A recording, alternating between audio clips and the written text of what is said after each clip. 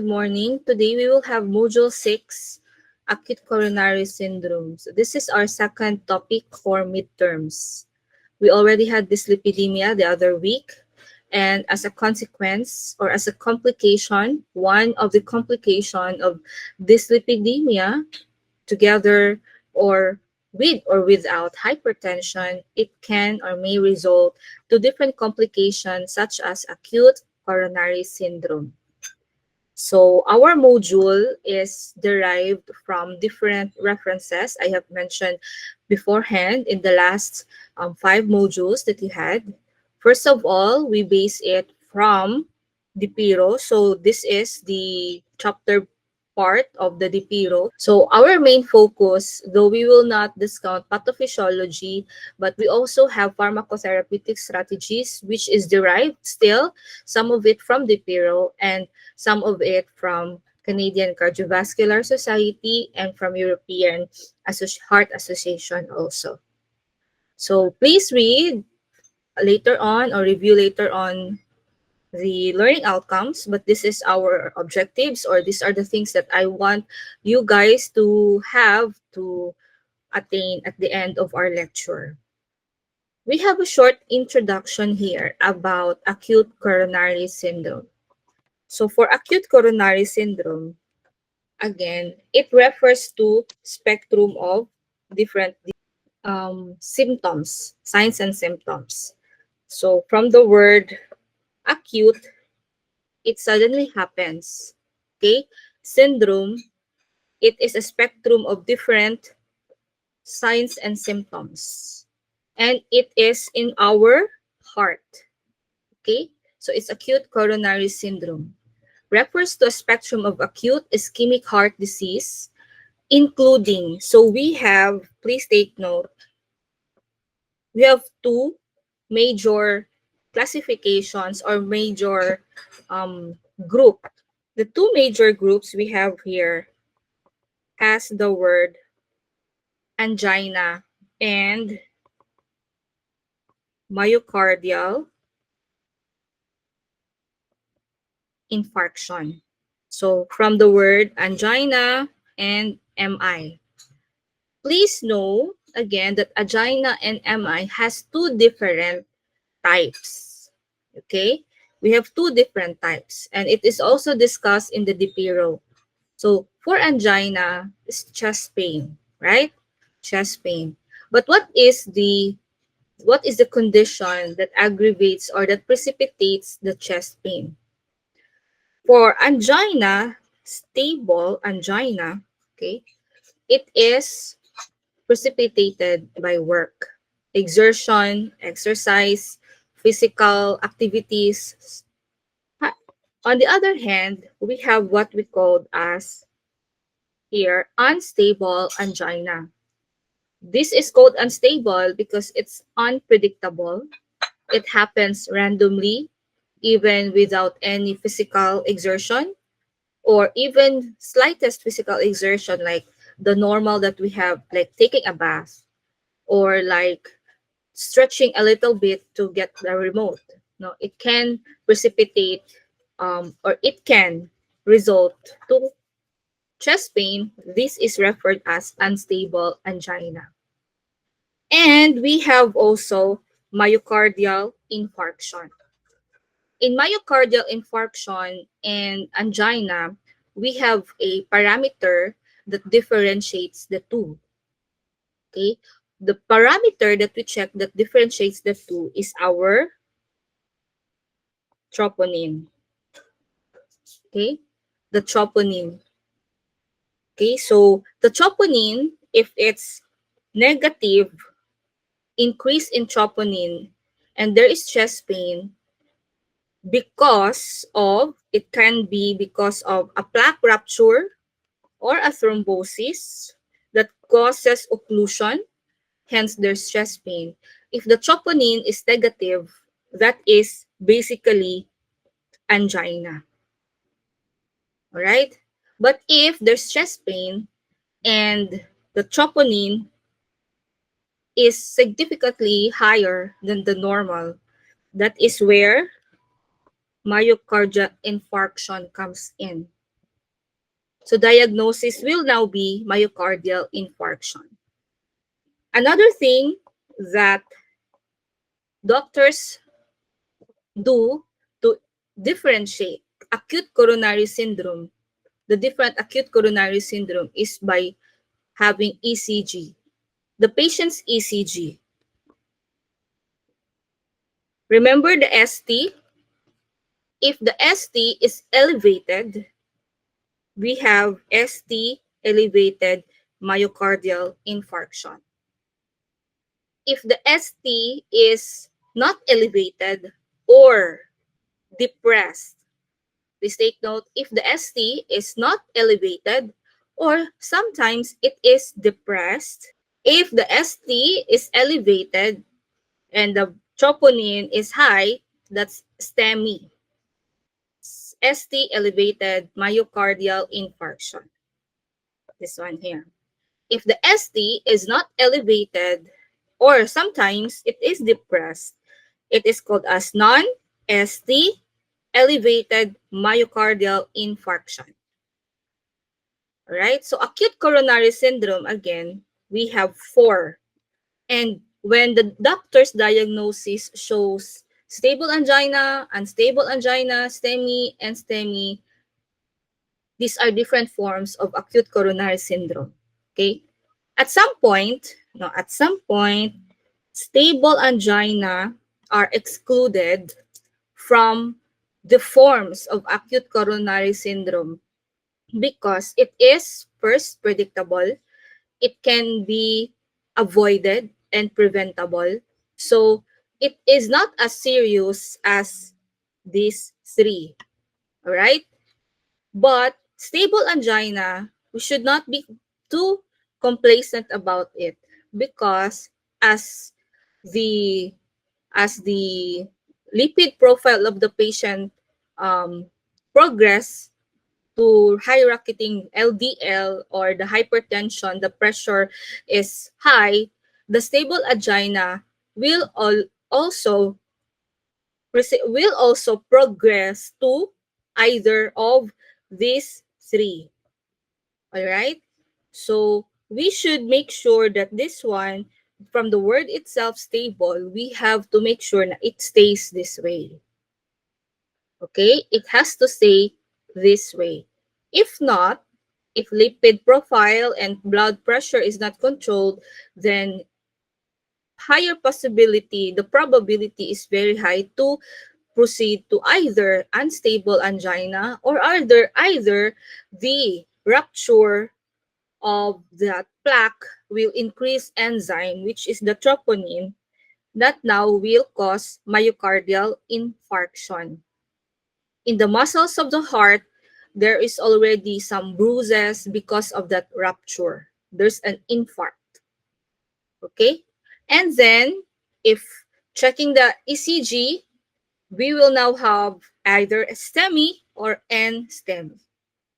Okay? So generally, yun yung ating acute coronary syndrome. You read, once again, the things that I have written here from different authors, but that is the explanation I can give you guys.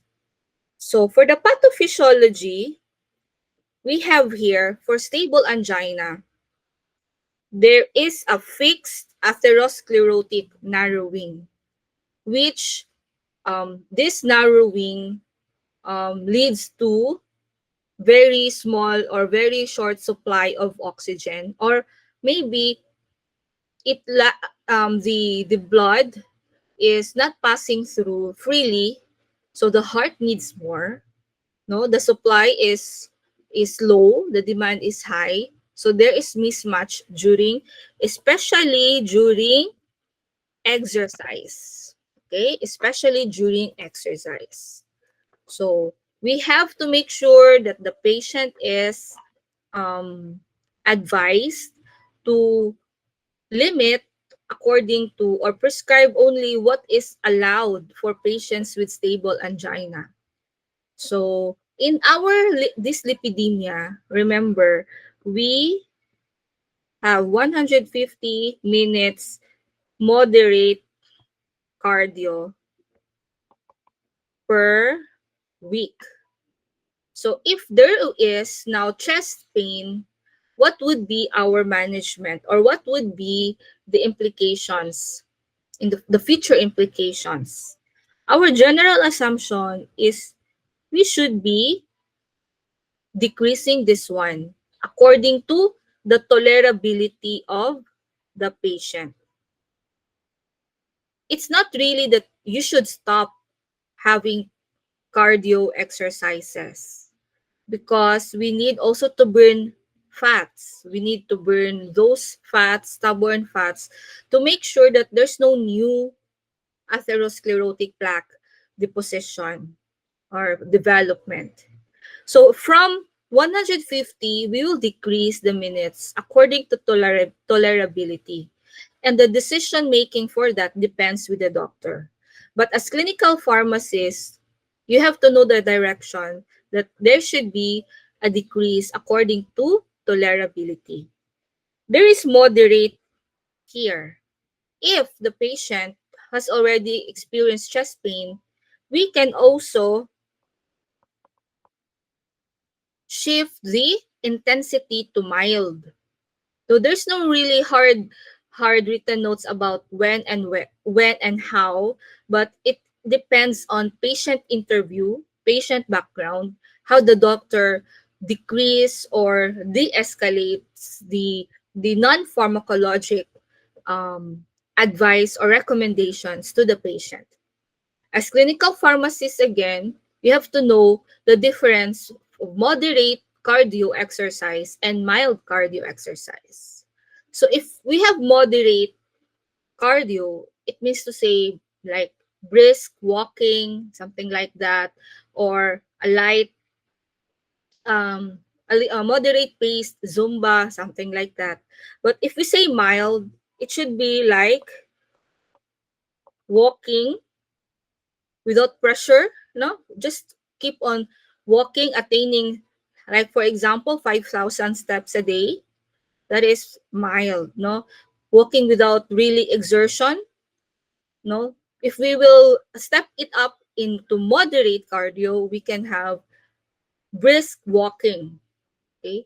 And then if we step up into high intensity, especially no high intensity, we can call it high intensity if our patients have coronary conditions. That can be maybe jogging. So jogging is not really advisable for patients with these different conditions, especially if it's not yet managed, or especially if we are talking about ASCVD, no? If we are talking about ASCVD level already. So that is stable angina. For these three, for these three, without any warning, or with it happens suddenly, no? Sometimes just sitting down, and when you, like for example, some people just yawn, no? Humikab lang sila, tapos nag-stretch, biglang pumutok ang plaque at na-dislodge. So, biglang may chest pain. Yung parang kumirot, no? Hindi naman kayo nag-away, pero kumirot siya. Bakit kaya? Baka na-dislodge ang plaque.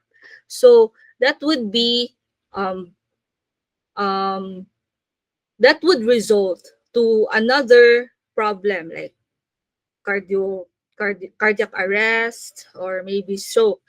But this acute description here differentiates stable from the three of them, as I've mentioned a while ago. Okay?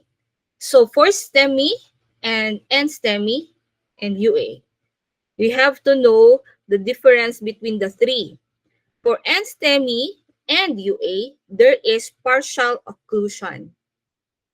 But for STEMI, there is complete occlusion. Now, what are the typical symptoms? Of course, as I've kept mentioning a while ago, chest pain. Chest pain, so you have to make sure it's on the left side. Okay? On the left side. And it sometimes radiates to the back. to the arm, to the jaw, something in the shoulder and here. And it is manifested with too much sweating. Too much sweating, there is difficulty of breathing, and nauseous ang patient. These are the typical. It's not limited to these symptoms. Sometimes, for women, like for atypical symptoms, these are manifested. Epigastric pain and fatigue. You know, if we are talking about the three, STEMI and STEMI and UA, we have to be vigilant about epigastric pain for women, not too old, those who takes OCP more than 40 years old, premenopausal women, or women with different, like patients with diabetes, women with a lot of cardio medicines and other drugs. If they experience epigastric pain plus chest pain. Okay? Example, there's a lady, like for example, 45-year-old women. And then, biglang feeling niya nauseous siya, hyperacidic siya. But she cannot feel any pain, like parang it's not really sudden chest pain. Like medyo pagod lang, no? Medyo yung shoulders. We have to be parang cautious for that and really have our patient or loved one have ECG and troponin check. In the Philippines, we can have it directly in the laboratory, right? We can bring our loved ones there, especially if we know something. I'm guilty for that. But if you are in US or in Europe or in Canada, you have to follow the hierarchy of treatment. So you have to go to where? The general practitioners for evaluation, and you can expect if there is really high chance of angina or acute coronary syndrome, then they have to perform this. So risk factors. Again, we have non-modifiable and modifiable risk factors. We have to focus on the modifiable. Again, we have to focus on the modifiable risk factors because this is where we come in as pharmacists. We manage hypertension, we manage dyslipidemia, we manage diabetes mellitus through their medications, through patient counseling.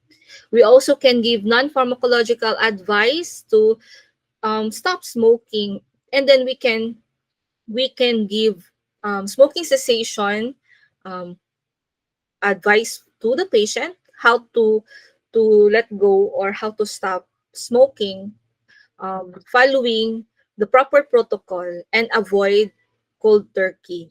So in smoking cessation, we have to avoid cold turkey because smoke can result to different um, effects in our body. The bad effects, and also it has effects in our metabolism. That's the same thing like if a patient is chronic drinker, you should not do cold turkey for that because it affects the metabolism of some specific drugs. Okay, now for the non-modifiable risk factors, of course the age, and then In our dyslipidemia topic, we have highlighted different ages there. And also we have highlighted male.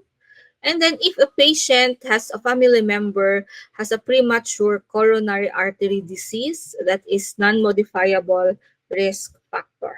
Okay, these are the tools to assess risk of major adverse cardiac events in patients with acute coronary syndrome.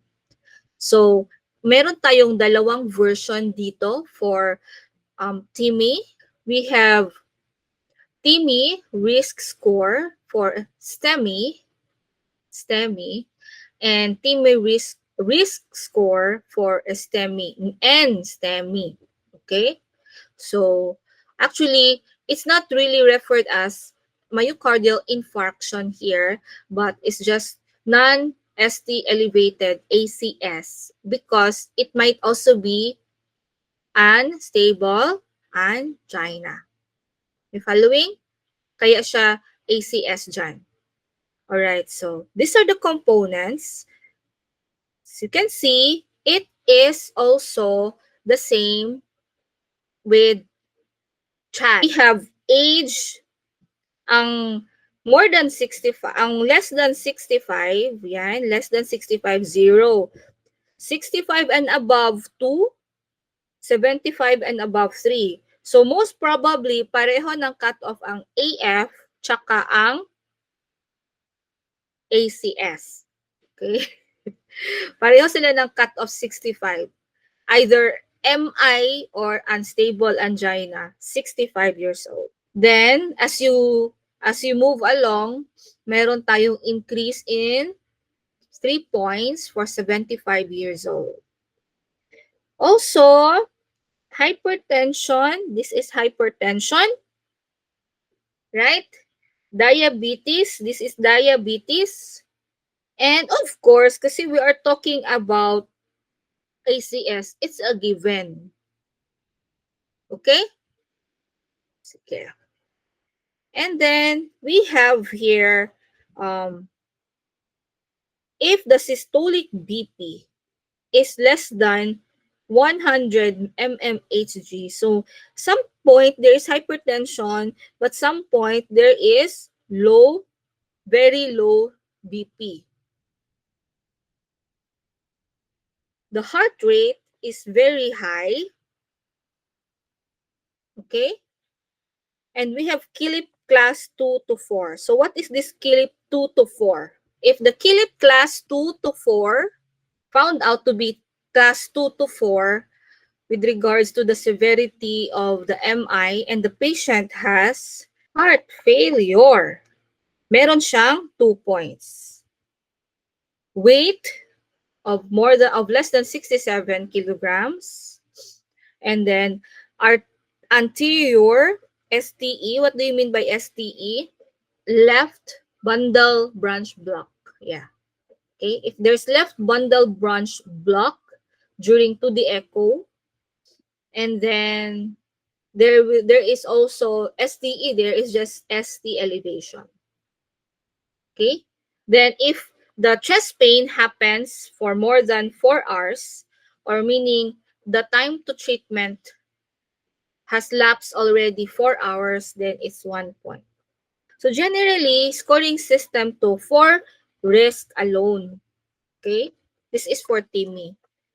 On the other hand, we have GRACE score and heart score. So, what I picked up from the PIRO, not all of it, kasi what I picked up that I placed in our module is just the TIMI. Thrombolysis in myocardial infarction, and you will assign 1 point. This is already the consolidated version. You look at the interpretation of TIMI score here. We have 0 to 2, low risk, 3 to 5, high risk, intermediate risk, 6 to 7, high risk.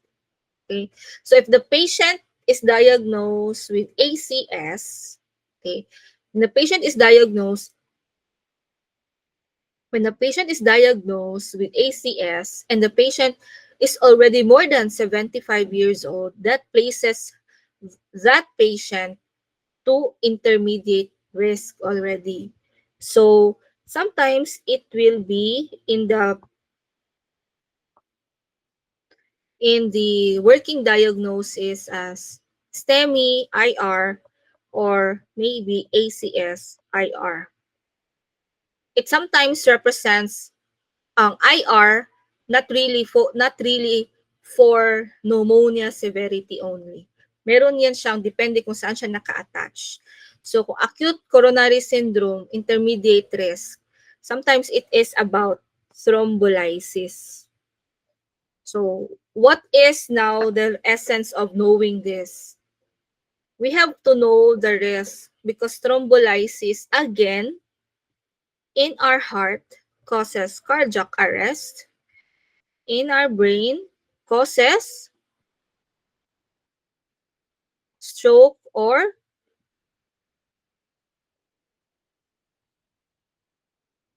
cerebrovascular accident. Now, if the patient is 75 and the patient is or high has high, the patient has high lipid profile, the patient has long-standing hypertension, though managed, but it's long-standing hypertension. The patient has diabetes, that makes double the risk, no? Magiging high risk. All right? So we really have to avoid what? Those that are identified to cause the dislodge. We have to avoid causing the dislodge of the plaque. For NSTEMI and unstable angina, the dislodge the occlusion is partial. Diba? The occlusion is partial. So if it ruptures suddenly, it might float. So if this is our blood vessel, the occlusion, this occlusion here is partial. If it dislodge, it can float because it still have space to move around, move along the blood. Can you imagine? If it floats along the blood, it goes somewhere. It becomes an emboli, an embolus. It goes somewhere, no? If it dislodge and it goes somewhere, this will happen. And this is AUA and STEMI. Okay? For STEMI, that is for STEMI, if it's completely blocked, completely occluded ang blood vessel, what happens? If suddenly, because high risk, suddenly the patient has this activity or triggered by emotions, or maybe patients did not take medicine, and whatever any reason possible, this will rupture. What happens if it ruptures? There will be a bleed, right? Thrombolysis. So it is very nasty if that ruptures. So we know now what happened. And mortality really is very high for this condition. So that's the essence of TIMI, to help us navigate along how our patients could have a more preserved activity to promote quality of life, to balance everything out. Okay? In connection to the goals of our therapy, we have also to relieve ischemic pain. If there would be STEMI, like complete occlusion, this can be given, no, percutaneous coronary intervention. It can be during an emergency, or a PCI can be elective. It can be an elective intervention. So, for example, right after diagnosis and the doctor assess the risk, he will ask you, okay, will you give the patient medicine, or should we have an elective PCI? So that can be a possibility, no, an elective PCI. Then prevent also infarct expansion. So for example, in the blood vessel, this is where occlusion happens. So the surrounding areas here are the infarct, no, which means there's less oxygen there. Or if it's in the heart, I don't know how to draw a heart, but if there's an infarct there, if dito yung artery dyan na side, gawin nating red. Dyan yung infarct, something like that, no? We have to prevent new infarct or expansion of infarct to prevent complications. So elective procedures also reduce mortality and reduce recurrence. Also, we have to implement secondary prevention strategies, and this is one of our role as clinical pharmacists. We are supposed to be consulted on secondary prevention strategies, especially that involves mga thrombotic agents, no, anticoagulants, things like that. Okay, so I have presented this already, how to diagnose. Just remember that UA do not have ST elevation and do not have troponin elevation. And STEMI, there is troponin elevation without ST elevation. Okay, now let's check this out. This is a scenario of a patient arriving with chest pain. So, what happens if the patient arrived with chest pain? The proposed diagnosis is here already. Acute coronary syndrome. So, it has to be checked to differentiate if it's incomplete occlusion or complete occlusion. So, incomplete occlusion, no, incomplete, we have to check the ECG if it's ST elevated or non-ST elevated, and if it has troponin increase or non-troponin increase. So these are the different diagnoses. This is just a representation or a parang diagram so that what I have explained a while ago will be easier understood. Ito yung summary ng mga sinulat natin or annotated slide a while ago. Okay, how will you differentiate UA from NSTEMI from STEMI? Now we have non-pharmacological measures. Of course, it's also in the DPIRO, no? The immediate measure, of course, we have to make sure that oxygen saturation is more than if the oxygen saturation is less than 90, then we have to give supplement of oxygen. And then we have to perform IV access. No? Nilalagyan talaga yan sa ER so that the drugs will be given via IV. Cardiac monitoring, that includes ECG and to the echo, bed rest. And also, we have to do revascularization. So we have for STEMI, because STEMI is complete occlusion, we need to do percutaneous coronary intervention, 'di ba? May pinapasok doon sa artery, tapos i-dissolve yung clot or yung naka-occlude doon. And it has to be within 90 minutes. Time to treatment is 90 minutes for STEMI to PCI. It is the preferred one, but if PCI is not available within 90 minutes, then we have to give fibrinolysis to dissolve the fibrin as much as possible. Then for STEMI or urinary unstable angina, ano ba? Kasi UA, di ba, is urinalysis by default ng brain natin. Ano ba yan?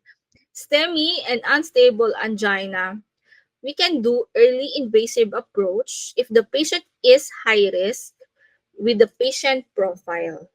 So I have introduced prior that there are different types of cardiologists. We have intensivist, we have conservative cardiologists, but if the patient is high risk, sometimes they are referred to an intensivist, um, invasive cardiologist.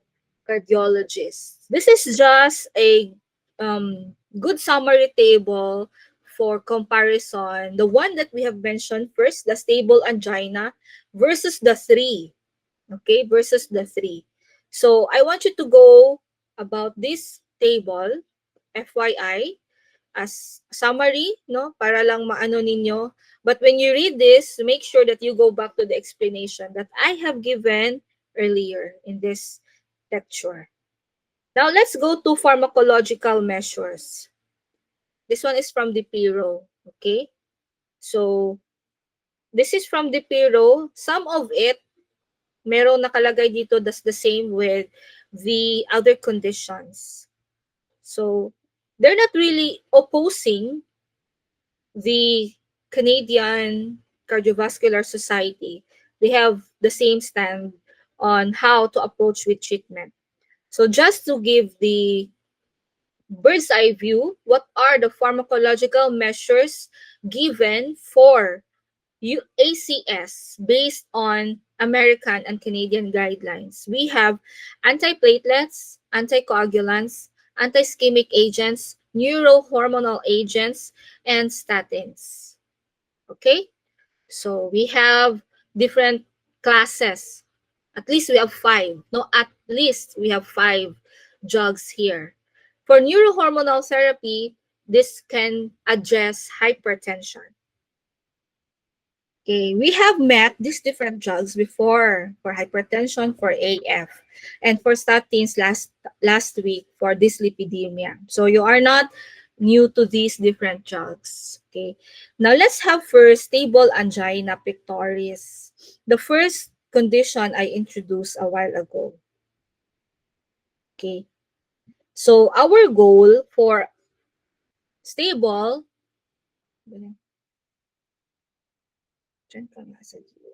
our goal for stable angina pectoris is to improve quality of life and decrease mortality. So if we were going to check how to improve quality of life, in your what you call this? In the DiPiro class, I integrate, this is somewhat related to DiPiro.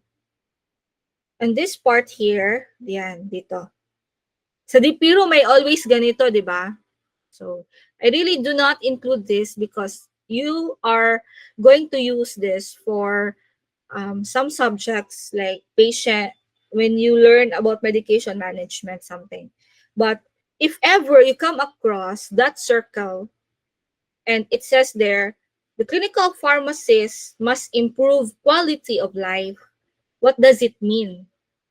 Hindi pwedeng isulat mo dun sa paper, sa report mo na recommendation, improve quality of life for patients with TIMI risk of 6, high risk.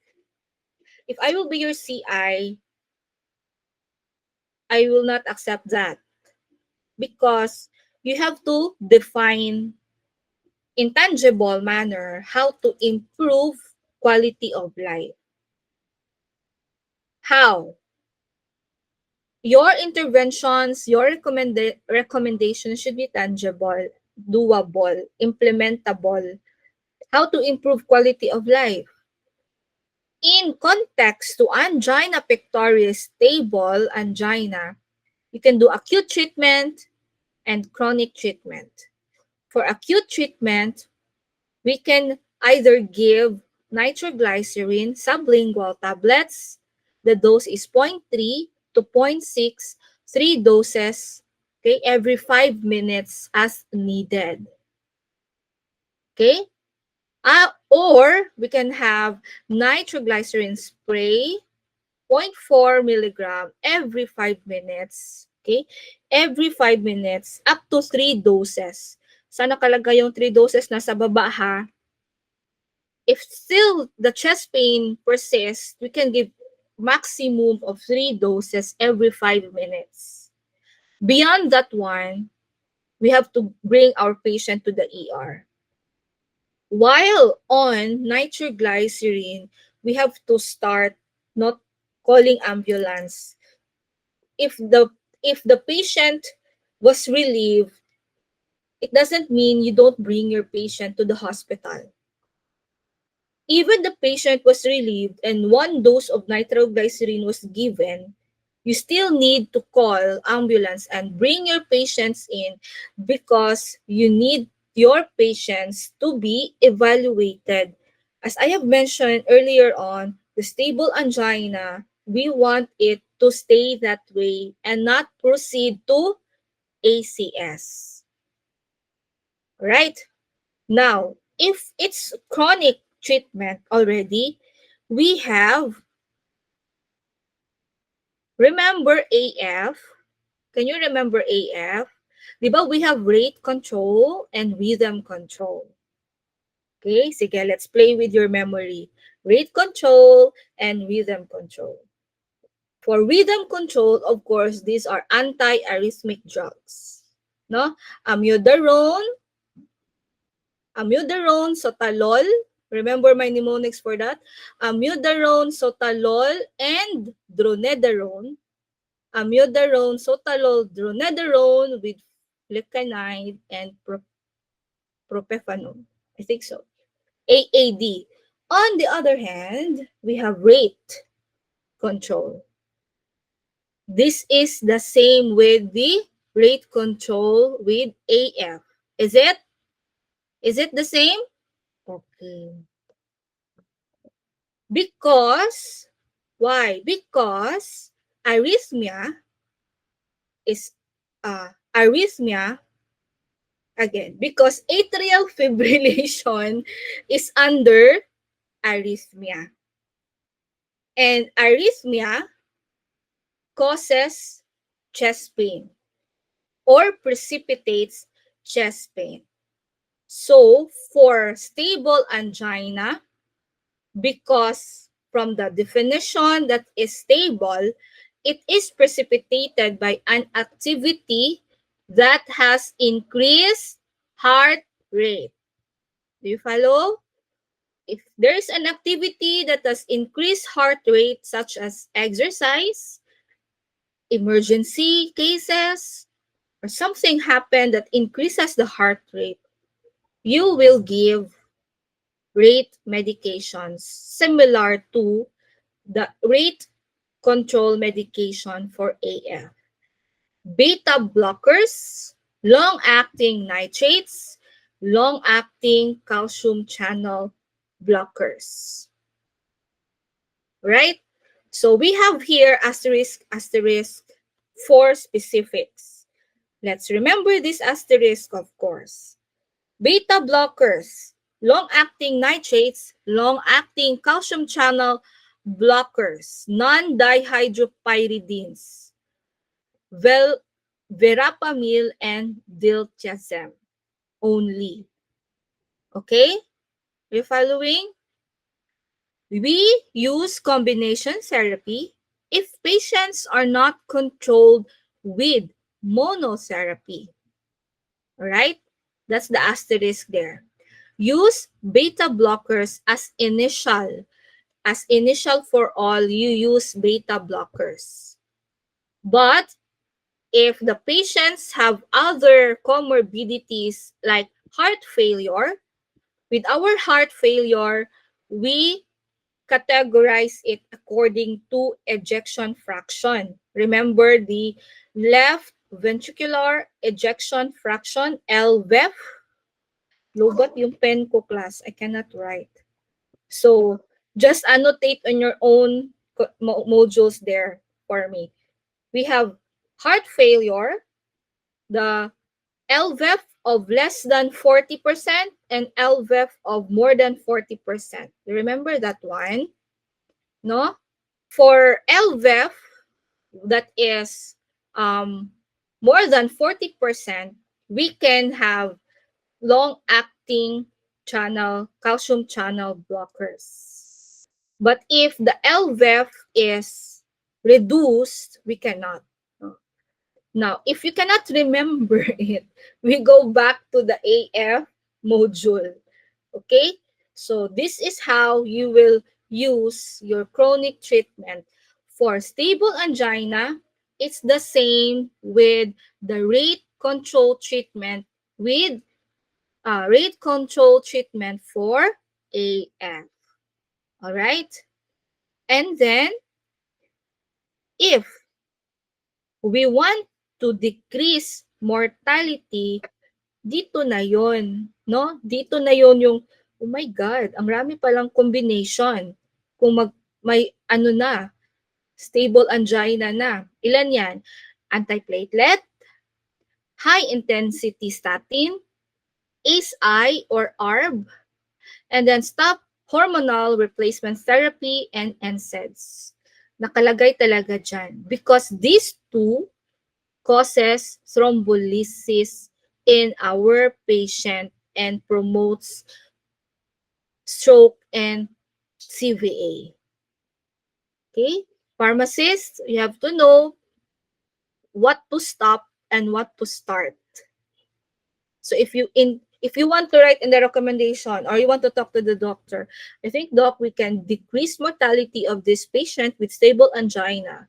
So what do you suggest? What do you suggest, pharmacists? How to decrease mortality? So automatic, i-memorize ninyo. Decrease mortality. Ano nga yung decrease mortality sa stable angina? Dapat, doc, meron tayong aspirin. No? Dapat merong aspirin. Clopidogrel.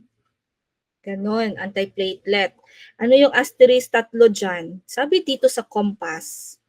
This is COMPASS trial.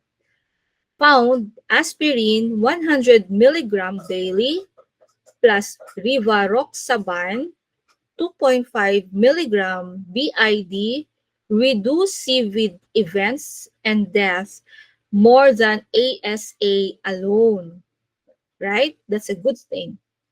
But bleeding was increased.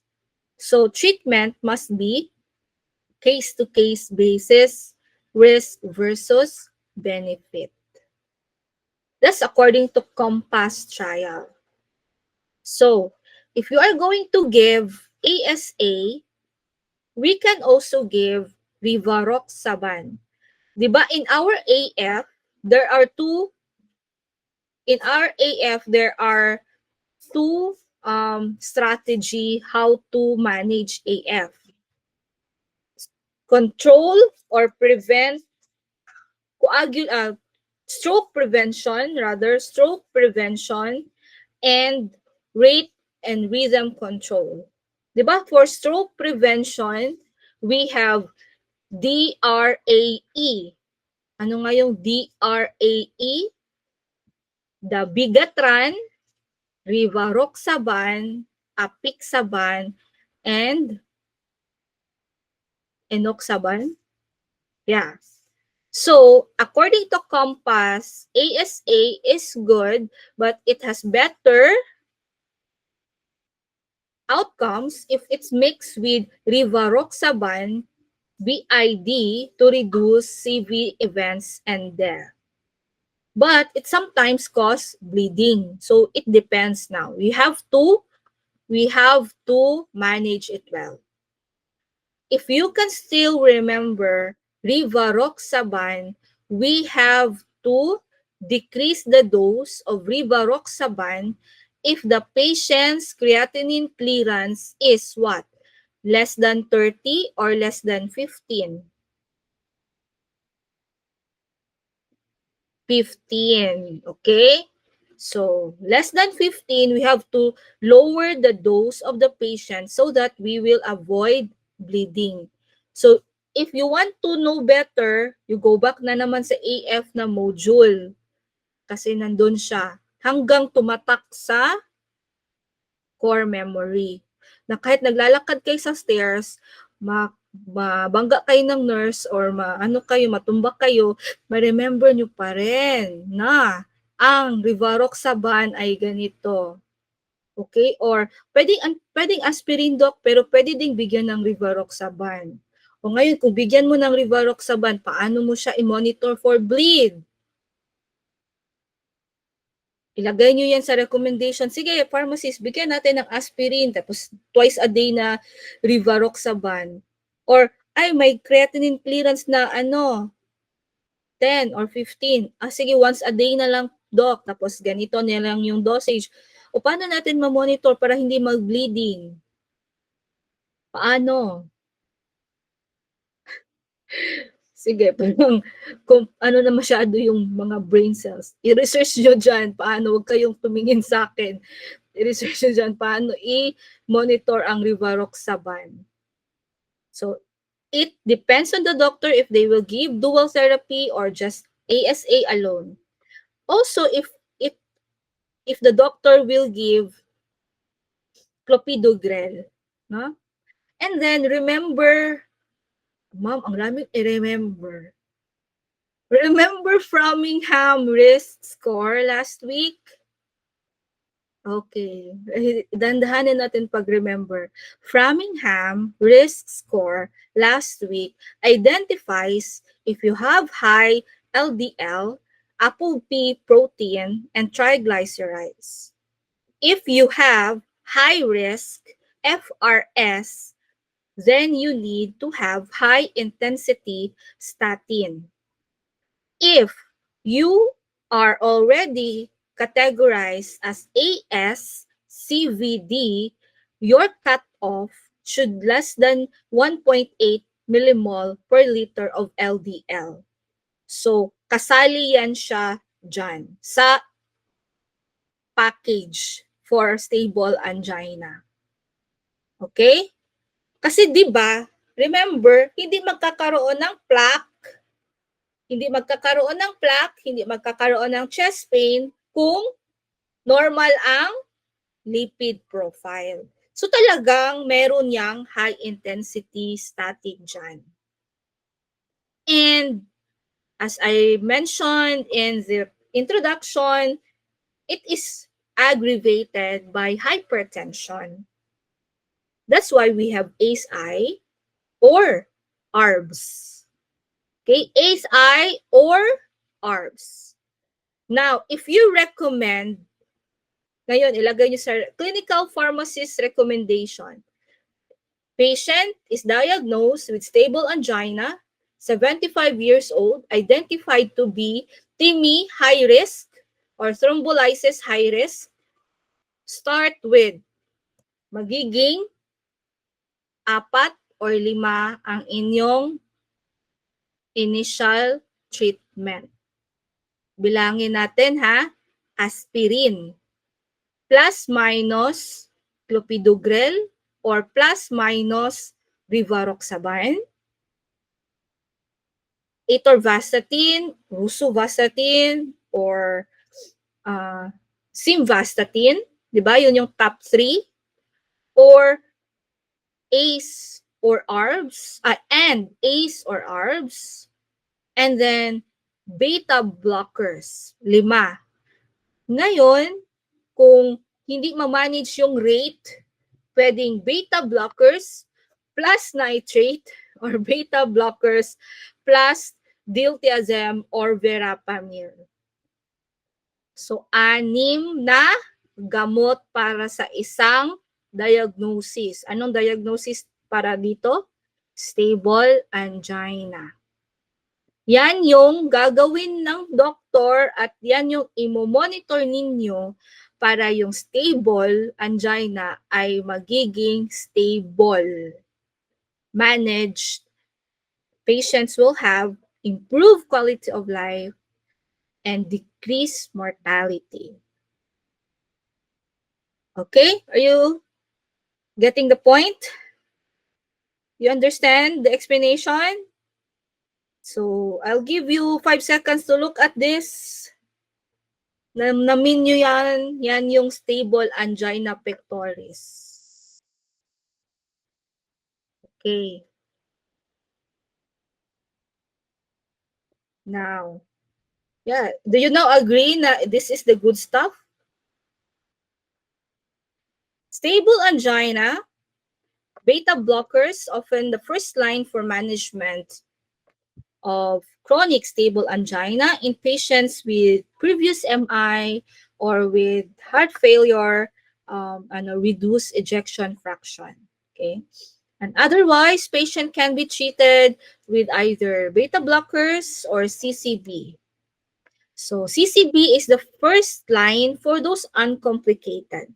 Okay, pwede naman. If suboptimal relief of symptoms, we may consider na sa 6 na yun, if suboptimal pa siya, we may switch to another therapy or find which one is giving the patient the full optimum na condition. If symptoms are not relieved despite maximal tolerated combination, we can consider revascularization, that is your percutaneous coronary intervention. Okay? After 3 to 6 months of trial, maybe, or 1 year of trial, depends to the doctor. If unsa siya, if ano siya, intensive siya or conservative siya, it depends. But if it won't work, those drugs given, yung 6 na yun, na-mention natin, no, if it do not work as expected, then revascularization using PCI is advised. Okay? Any questions for stable angina? No questions? We are all good with stable angina? Okay? See people nodding? Ayan, dito tayo. Yes, yan lang pala yung treatment sa 3, ma'am. Yan lang yung treatment sa 3. Generally, ito yung gusto ko makita nga bird's eye view for acute coronary syndrome, non-ST, ST elevation. You see, the first line of treatment of these conditions, of course, is PCI. Time to treatment again is 90 minutes. Dapat madala ka agad sa hospital. For example, 1 month ago, may isang patient na meron siyang chest pain, mataas yung lipid profile niya, may hypertension siya, and may troponin increase. So, patient is diagnosed with either of these 3 at biglang nag-chest pain, no? Kahit isang chest pain lang yan siya, you have to bring your patient ASAP to the emergency department, call the doctor, your cardiologist, request for your cardiologist, no, and hoping that the cardiologist will really suggest PCI. It has to be done within 90 minutes. Ngayon, may mga conditions or may circumstances, class, na you have to consider if you have assessed your loved ones to be high risk, no? Meron siyang mga given conditions. You really have to consider, especially for different seasons like summer or Christmas seasons when you go out of town. I know you are not really keen on that, but there are during some some emergency cases, I have witnessed death of a loved one that is because of delayed treatment. Not considering, like, for example, in a Christmas season and malayo sila sa hospital because sometimes, or long weekend, out of town, we really have to consider, number one, how many minutes yung hospital from your accommodation. No? That's part of adulting, and that's part of parang part of traveling. Okay? Especially abroad, like if you bring your loved ones with these different conditions, kaya mahirap na sila i-travel. Or you have to make sure that may insurance at you are near the hospital. Because if this condition are triggered, if the patient will not die, then the patient will suffer paralysis. Patient will suffer maybe comatose. So it will be a nasty battle for them and for the family. So mahirap, for example, dito wala talaga masyado nag-administer ng PCI. Pero sa ibang bansa, okay naman. Ngayon, mas magiging mahirap sa inyong part na nandito kasi walang masyado nag-PCI, dun tayo sa OR, medical treatment, or fibrinolysis. Okay? So, since unstable and STEMI is partial occlusion, we can give medical treatment for that partial occlusion, how we will able to attain optimum desired goals. For STEMI, the full complete occlusion, if without PCI, then we have to give fibrinolysis. No? Fibrinolysis using alteplase or tenecteplase. So we have like that naman here in the Philippines, no? Alteplase and tenecteplase. But it has to be given in the hospital. Okay. Yung sabi dito na or, I think pwede na to siya gamitin. Yung sabi dito na or,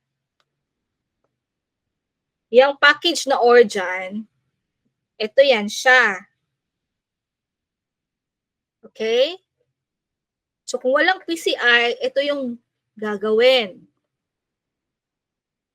I-check ang troponin, i-check ang ECG, CBC, electrolytes, glucose, urea. Simultaneously,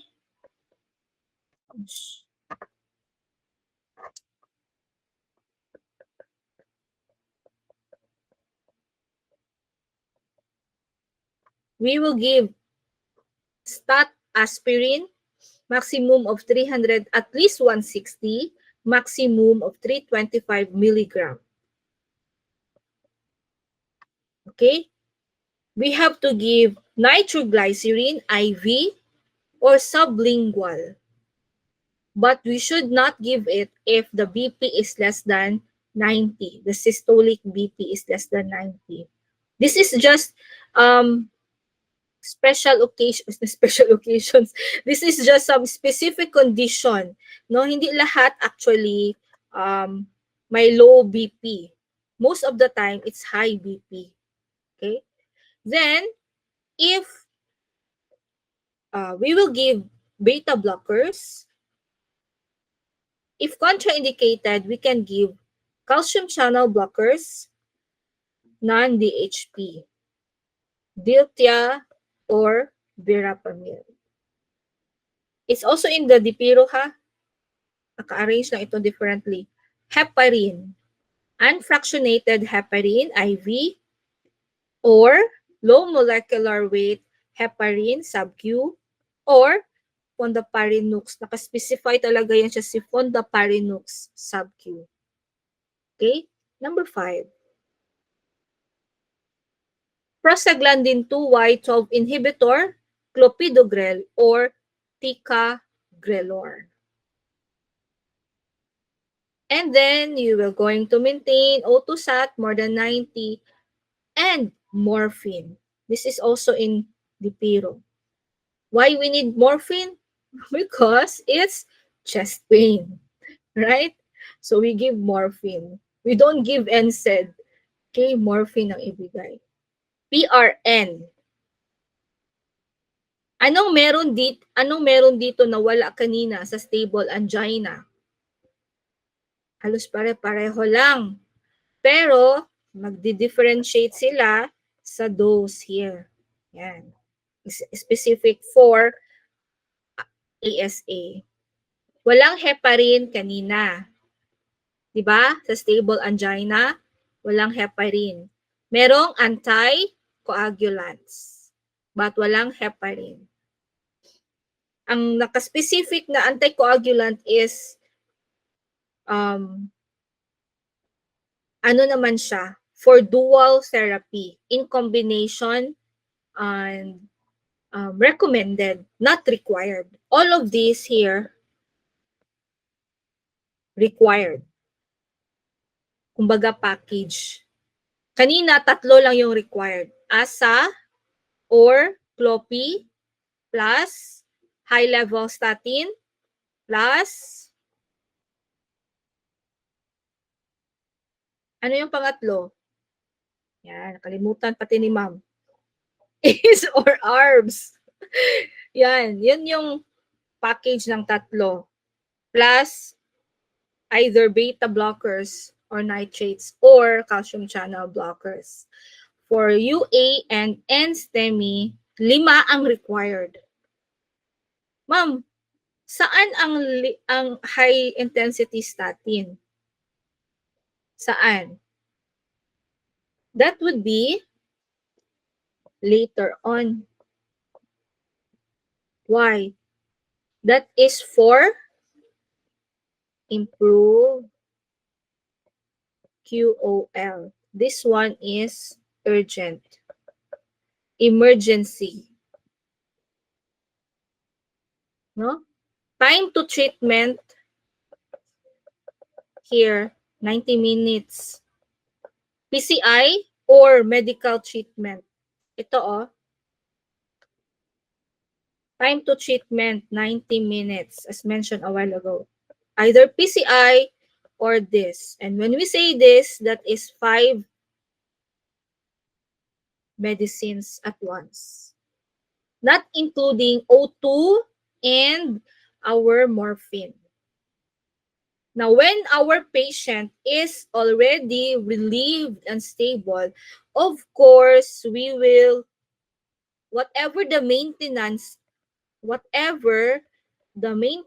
drug should be resumed and tailored according to the patient's laboratory results, especially the creatinine clearance. Okay? Now, high-risk patients. Example for this one with positive cardiac enzyme, with ST segment changes, TIMI score, recurrent ACS, and meron na siyang post-status PCI, or meron talagang CABG, no, heart failure, hemodynamic instability, and maybe ventricular tachycardia. We will going to consider PCI later on, no? For example, 'di ba, time to treatment ng PCI din 90 minutes. Kung walang PCI, ito yung ibigay. Ngayon, naibigay na to, pag na-assess naman na high risk talaga yung patient, that's the time we give elective PCI. Okay? Consider elective PCI, and also we will going to have this drug. And then we will optimize anti-anginals with our ASA. The anti-angina that we have give a while ago, here we have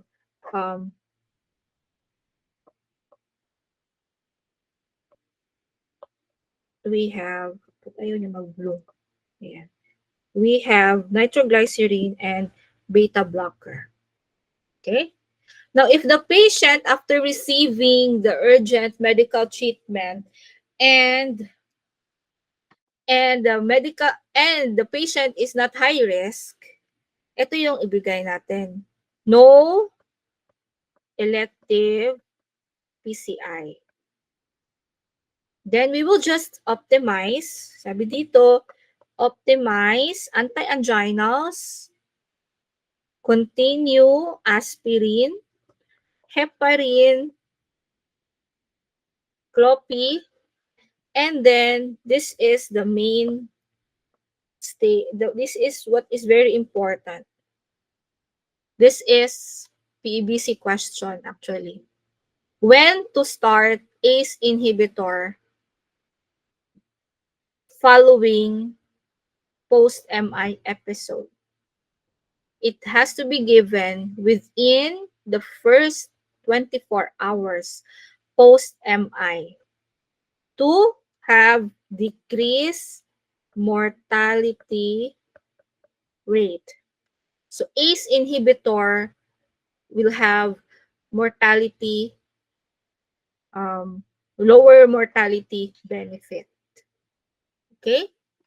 The rest of them helps with the symptoms, helps with the management of the pain, but ACE inhibitor will help with mortality, lowering mortality of the patient. Okay. Sige. Namnamin na naman natin itong NSTEMI and unstable angina. May mga tanong dyan. Tell me if you have questions. It's already 10 o'clock. We still have 1 hour and we're on time. We're just, I think we can finish it on time.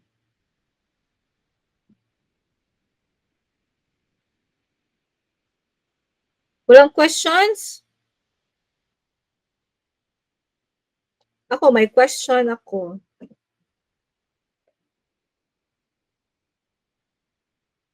Will you not ask about this? Are you familiar of these drugs? Are you familiar with these drugs?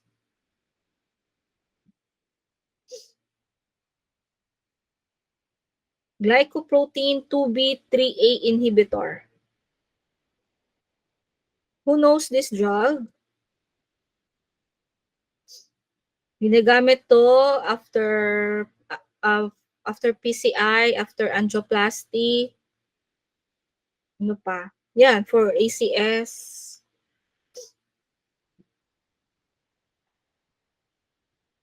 Wala.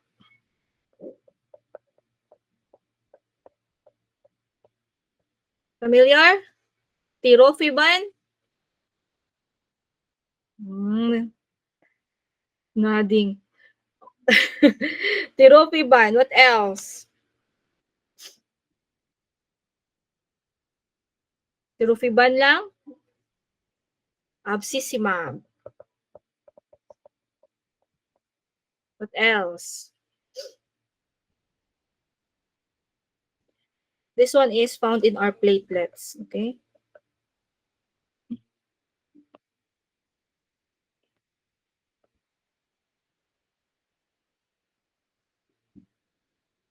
So we can give tirofiban, abscimab. It depends on what is available. I think meron pa yung isa, Eftivib. Ayan, eftifebatide. Sorry. Eftifebatide. Okay? So it is plus minus, it depends, no? If the doctor will move going that direction. But if not, then just optimizing ASA and anti-anginals. So now, after giving this, ano na lang yung maiwan? ASA, heparin, Clopi, Ortica, and then ACE-I. Apat. Okay? Plus minus yan siya. Beta blockers or nitroglycerin or calcium or CCB. Okay? Plus minus. Then, of course, do not forget the maintenance drugs. Sige, I think no questions about NSTEMI and unstable angina. Let's proceed to STEMI. Complete occlusion. So what's given? This is the same thing, right? Meron bang nitroglycerin sa taas? Yan, meron. The same thing. Merong beta blockers, same thing. Merong prostaglandin 2 inhibitor, meron. Heparin, meron. Morphine, meron. Pareho. Alin dyan ang wala? Pareho lahat, di ba? So, meron tayo ditong, can PCI be done in less than 120 minutes? If yes, of course, you do the PCI. But ideally, time to treatment for PCI is less than 90 minutes. No? Within 90 minutes. Can PCI be done? No. What's the next one? PCI or fibrinolysis. So if PCI can be done, consider fibrinolysis. Is there a contraindication to fibrinolysis? Yes. Balik na naman tayo sa PCI. No? Funny yung slide na to. No na nga dito. I-insist talagang pahanapan ng paraan na PCI intervention, no? Percutaneous coronary intervention. Walang ibang way. Okay? After giving that, kung ano talaga, dapat may PCI. Kung walang PCI, hanapan talaga. Kung wala, pas hindi siya contraindicated, you will give altiplase or tenecteplase. You have to make sure door to needle. Pagpasok sa ER, less than 30 minutes. Imagine ninyo, less than 30 minutes. Ma-assess lahat, at mabigyan dapat ng altiplase or tenecteplase. So, these are parang perfect scenarios. Okay? Perfect scenarios. But if you are a sibling, a daughter, a son, a spouse, you want your family member to have the perfect treatment. But we can, as pharmacists, as allied health professionals, we cannot expect that in the actual scenario. Okay?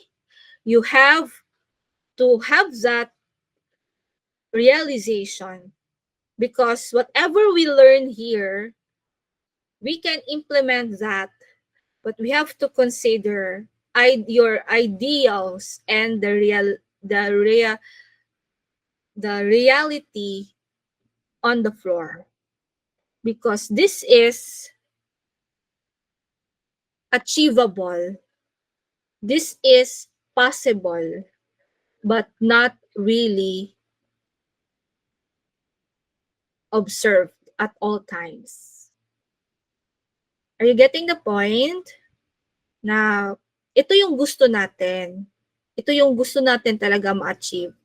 Kung ganito yung scenario. Kasi di ba, complete occlusion? Were you not alarmed with my drawing a while ago? Ito siya, oh. Pag hindi siya mabigyan ng altiplase or tenecteplase, or hindi siya ma-PCI, puputok siya. Okay? Puputok siya. Saan ang occlusion? Kung sa brain ang occlusion, Pag pumutok yon, anong mangyayari? Either mamatay or makomatose. Right? So, yun siya ang pwedeng mangyari. So, we need to make sure that door to needle is less than 30 minutes. PCI should be within 90 minutes.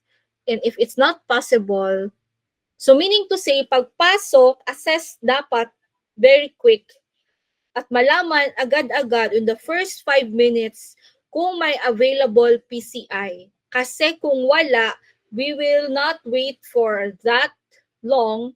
We have to make sure to decide if we will proceed to fibrinolysis because fibrinolysis has shorter treatment, time to treatment. Door to needle is 30 minutes. Okay? So we have altiplase or tenecteplase additional to the 6 drugs above. When that makes this important, when to give it.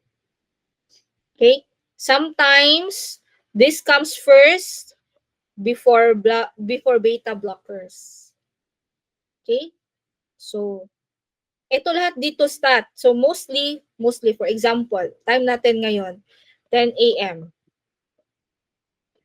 Patient in. Dapat by 10:05, you have a decision what to give.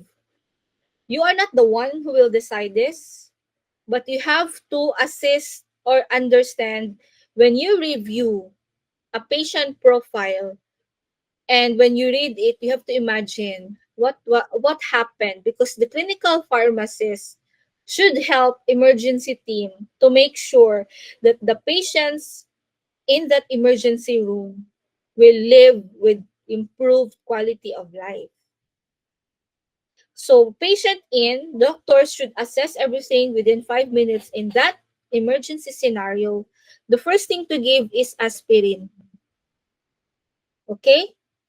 Morphine. Ano pa? Nitroglycerin. Ano pa? Beta blockers can follow later on. Clopidogrel can follow later on. Heparin, because heparin, sometimes it will be prepared. It can follow in the next minutes. We can have morphine and O2. And the decision to give fibrinolysis or kung walang PCI. By 10:10, make sure everything is delivered and the altiplase. After altiplase, by 10:15 or 20, sunod-sunod na yan siya. Beta blocker if hemodynamically stable.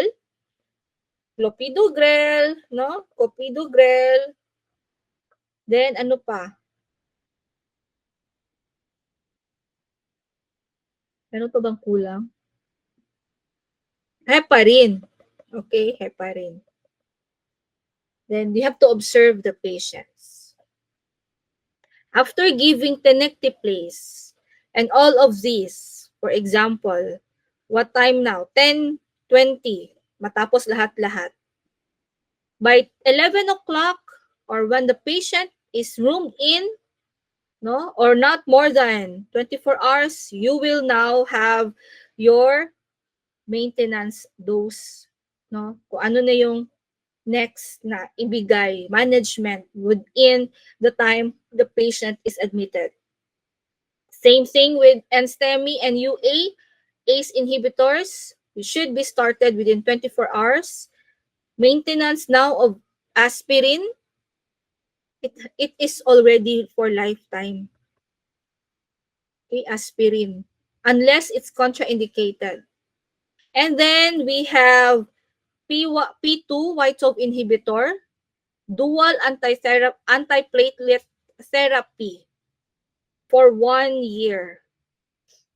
Okay. Ano yung dual antiplatelet therapy? It is ASA and CLOPI. Okay, times 1 year.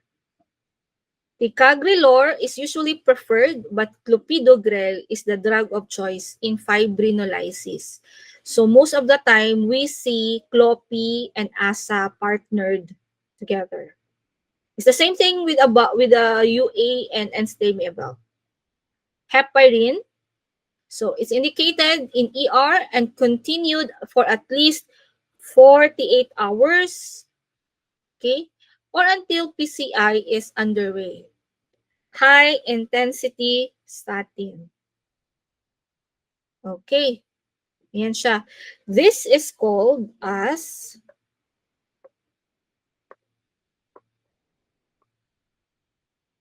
pharmaco-invasive strategy. See, it's very invasive. Usually consists of routine angiography after fibrinolysis, PCI, with or without PCI, and some other routines, and the drugs. Okay? By the way, there is this cross here. Ito yung mga contraindications to fibrinolysis. Okay, and then, ano pa ba ako nakalimutan? This one, reperfusion within 12 hours of symptom onset has a significant mortality reduction benefit. What do you mean by reperfusion? Reperfusion. Since there's angina because of occlusion, reperfusion is what? Restoring perfusion, blood flow. So, make sure na ma-evaluate ito if reperfusion is achieved within 12 hours from the symptom onset. If the patient did not have reperfusion within 12 hours, then there would be a re-evaluation from the top. The re-evaluation now will be with a pharmacist, and you have to give recommendation what to do in terms of replacements, substitution of therapy, on readjusting the dose, or shifting from mono to dual, no? So make sure na ma-evaluate ito to have reperfusion. Okay? Kasi 'di ba STEMI, complete occlusion. So baka hindi natunaw lahat. So ang blood flow hindi pa maganda. Possibly pag ECG ngayon, fluctuating yung results, or meron pang slight pain, no? Tsaka yung BP is erratic, and the heart rate is also increased. We have to make sure that the BP is according to the target, and the heart rate is less than 100. Okay, and evaluate ECG. So if all good, then that's reperfusion. But if not, then reevaluate again after 12 hours what to adjust. Okay, this kind of situation, class, from ER, it ends up to CCU. Okay, alam mo yung CCU? Cardio, anong C? Cardiac Care Unit, Coronary Care Unit, Cardiology Care Unit. It's a specialized area for patients with heart conditions. Apparently, it's equivalent to ICU, but patients who are in ICU, there are burn patients, mga accident victims, no? That is complicated, mga other cancer patients. But for CCU, patients who are ganito talaga. Telemetry ward, and CCUs. Ganito yung inyong makikita na mga scenarios. So if you want to be parang specialized in cardio as a clinical pharmacist, you might want to be assigned in a CCU or telemetry for 6 months or 1 year. And I guarantee that even when you fell asleep in the jeepney at nauntog ka, alam na alam mo ano ang starting treatment ng STEMI at NSTEMI, ng atrial fibrillation and all of those stuff. Okay? Kasi pareho siya talaga. Unlike infectious disease, kasi I've taught infectious disease actually for 10 years sa Clean Farm. And infectious disease is very tricky because there's a lot of resistant drugs, there's a lot of things happening because we are battling against invasive microbes. But for cardio, actually, this is my first time teaching cardiology, but I have an experience in my clinical pharmacy practice sa telemetry kasi ako na-assign sa Davao Doc. Telemetry for, actually 1 year lang ako nag-practice, but 6 months ako sa telemetry and 6 months ako sa NICU, neonatal ICU. So, I believe yung 6 months ko sa CCU na exposure with all the internships, it still remains in the core memory. So believe me when I say you can memorize this if you just revisit and revisit and revisit. And it really helped me when I took the PEBC exam sa Canada. It really helped me, the actual practice, no? I am an educator, but I haven't had my internship or my practice for a long time. And for those who aspire to have their license sa FP sa US, if you cannot have your internship on site, then you really have to have the wildest imagination. Like you do situations like this so that you can grasp the topic because you are expected for more as clinical pharmacists. May post-STEMI pa pala and end-STEMI. Of course, kasali to doon sa isusulat niyo or isasabihin niyo during ward rounds. You can consider rehabilitation, weight management. These are very basic. And then stress management. You know, the always cause or the culprit of chest pain is stress. Actually, it's not exercise. Okay? It's stress. When you are seated but your mind is everywhere, the culprit, stress. Okay? So, that is one of the management after STEMI and STEMI. So, we refer our patients to counselors in the hospital, or maybe some hospitals are like sectarian. They have priests or pastors, no? So they can talk to them. For pharmacological measures, this should not be forgotten. I have mentioned this one. ASA is lifetime and plus 1 year clopidogrel. So this one is lifetime. This one is 1 year.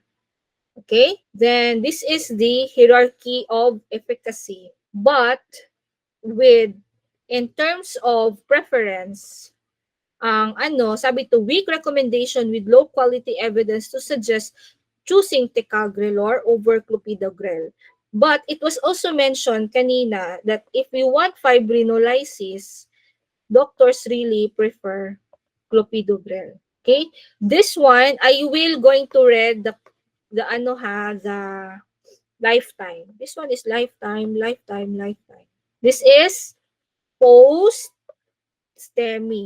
Discharge meds. This supposed to be seen in the discharge medicines.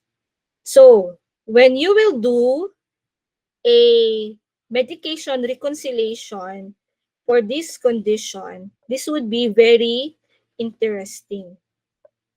This is how you do medrec class. Prior, and then ER, and then floor, and then out. Example, meron pa pala dito, sorry. Drug. So, ASA, prior admission, wala. During ER, given. Floor, given. Out, given. So, pagdating dyan, pagdating sa outpatient ba, pag nalagay mo dyan na wala, ano ba yan? Paglagay mo dyan wala, that is wrong, actually. Tama? Dapat meron. That is the main purpose of medrec. You can see which one is not given and which one should be given and what is the missing combinations or the things that are not given by the doctors that will precipitate the next attack or that will worsen patient's condition. So, next, CLOPI. Prior admission, wala. Hayaan na lang yung color. ER, wala. Pero sa floor, meron. Outpatient, meron. So, you have to dig up why it was not given in the ER. Not meaning na wala na bigay, meaning wrong kaagad. Okay? But, hindi siya nabigay, maybe because we need to, saan yung timing natin? Maybe because when, on this time, patient was already in ICU. No? Na-move na, na-transfer na siya sa taas agad-agad. So, you have to investigate. If talagang hindi naibigay, kung nasa ICU ang patient at hindi talaga nabigay, so yun tayo yung problema. So, you have to do medrec for these patients to make sure post-management is accurate and followed. Okay? The next slides here is for FYI. You need to know this stuff. Hopefully, you'll not forget. And later on, master it. Let's start with FYI first. What are the different anticoagulants? This is the most specific na binibigay sa ER. Basahin nyo na lang yung kanyang mga details. No? We don't need to memorize kasi it is case-to-case basis. We have, when you say antiplatelets, we have this one I have given you a while ago. This is the most important one. Lifetime, it's continued indefinitely. Then this one. Okay, just examples na itong next class.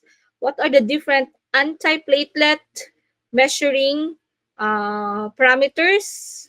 No? Tingnan nyo dyan. Bakit i-prefer si ticagrelor in some areas? Bakit i-prefer si clopidogrel by some doctors? Case-to-case basis. 1 year with clopidogrel, I have mentioned this a while ago. At least. Yan, tingnan nyo dyan. Ano yung ACE-ARB na na-mention kanina? Initiate within 24 hours of ACS and titrate to target dose. It reduces mortality. Diba? I've mentioned it a while ago. Yan. So, nandyan actually yung mga pinagsasabi ko sa ibang slides. Statins, this is our high potency, but what we really see on the floor or in the community, we have SAR, Simvas, Ator, Rusu. This is in increasing potency, SAR. I don't know if it works with your memorization, but yan yung sa akin. Simvastatin is less than, atorvastatin is less than, rosuvastatin. Yeah. Beta blockers, metoprolol, atenolol. If the patient, first line siya kasi pwede siya ibigay for patients with heart failure. CCB, no, non-DHP, always paulit-ulit, sana hindi makalimutan. For non-DHP, diltiazem, verapamil. For DHP, amlo and nifedipine. avoid short-acting CCB because of rebound tachycardia. Okay? So it is emphasized in the algorithm long-acting. And then there's a red one here. You should not give together Diltia or Vera with beta blocker. Okay, because they are both AV node blockers. Take note of this class ha, they are AV node blockers. So in the rate control, it's either BB plus NTG or CCB plus NTG. Diba sa dual combination ng rate control sa AF, these two are both AV nodal blocker, very, very prominent for bradycardia.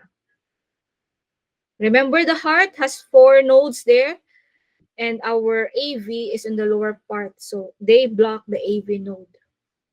What else? So please read. Napangunahan ko na yung ibang slides, okay? Nitrates. Yan. Make sure you know this. You have to make sure that we prime our nitroglycerin spray before putting in the patient's mouth. Prime. Shake, shake, shake. Ay, shake, shake, shake. Wala palang shake dito. Sorry. Prime lang pala. Do not shake. Make sure like that. I-prime. I-spray. Spray on the air. So that the next spray, meron talagang lalabas sa papunta, ma-deliver sa mouth. Ano pa? Spray onto under tongue. Okay, the patch. I think these are all FYI. Alam natin ito long before. And this one, yan, kasya ba? Hindi kasya. This one is from Dipiro. Okay? For Dipiro, let me highlight. Fibrinolysis should be there. Ano pa ba? If you can review it, it's visible ba in the screen? It's almost the same. Na-mention din si Fundaparinox.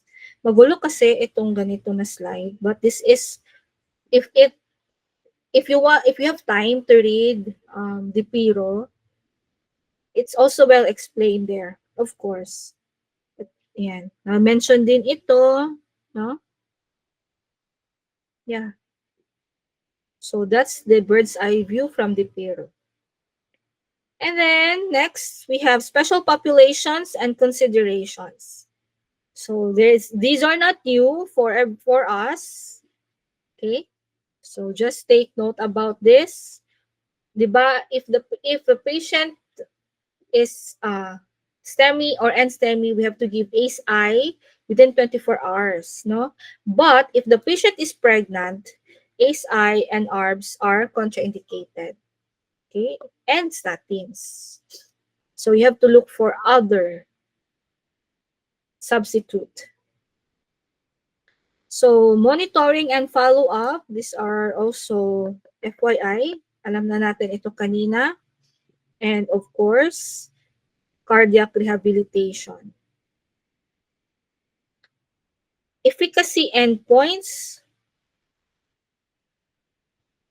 Please read it twice or thrice to get a grasp, especially with the cutoffs related with dyslipidemia,